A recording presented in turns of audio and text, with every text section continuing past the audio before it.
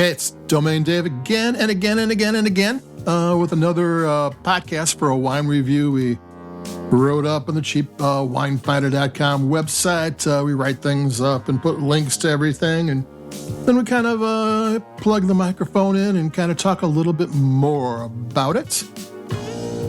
I've been trying to keep things a little bit on the cheaper side since the economy is kind of up and down and all around lately, and what we have today is an Aldi wine. It's part of their specially selected series. This is the specially selected Napa Valley Sauvignon Blanc 2024. I think we've already put the Cabernet Sauvignon and the Chardonnay on the website from this.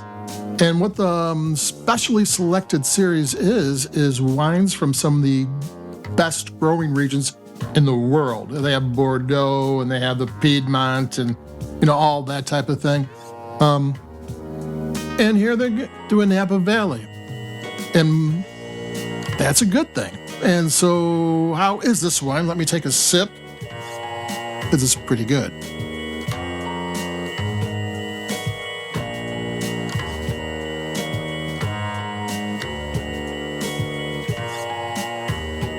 I'm not all that familiar with Napa Valley Sauvignon Blanc. I mean, I know, a lot of other places that are famous for it. You usually hit Chardonnay and Cabernet and Pinot Noir and Zinfandel before you get the Sauvignon Blanc, but this one's pretty good. And at $11.99, which is on the high end for Aldi, usually when they get high end, that means it's pretty good. I'm going to bring up something now that is pure speculation. I have no idea. Precision Wine Company made this. No, it said that Isolated Cellars bottled the wine. Isolated Cellars is part of Precision Wine Company. They're out of Napa Valley. They have wines, I know, in Costco. They've done Trader Joe's. They've done wines for Aldi, and they have wines in your wine shop. They're a big company, and they do a really good job. So all their company did is bottle it, which goes, why did they just bottle it? Which means, usually it's vinted and bottled, which means, or cellared and bottled, which they aged it already. So does that mean that this wine was already aged and ready to go? Question mark. Okay, and here's the thing. 2024 was a down year for wine worldwide, and it was trending down. It's not something that is going to pop back up in 2025. It's expected to keep on going down. And wineries are getting cautious, and a lot of wineries that were going to expand, cut contracts with vineyards. If they were going to have a new brand come out, they canceled that brand. So all of a sudden in 2024, there was wine and grapes to be had, which back in 2008, during that big meltdown, the subprime meltdown, Trader Joe's went nuts. I mean, there were $60 wines for $10. I don't think we're there yet. And I don't even know that this wine has anything to do with that, because Precision Wine Company had no problem finding grapes before. So, I mean, I'm not saying that this kind of fell into your lap from that, but I'm saying that could be out there. That's a possibility. I have no idea if it is or not. But there are wines out there that are initially made to be maybe more expensive or from a name brand, not a store brand, that ended up in a store brand. So there's wines to be had. So don't hesitate when you see a store brand with what seems to be a higher level wine than they normally do. Not that they normally do low level wines, but there is a difference with some of the higher levels. And this is a very nice wine.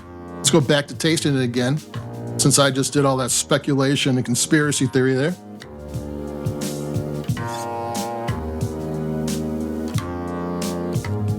A lot of nice to go around with this, a lot of nice things.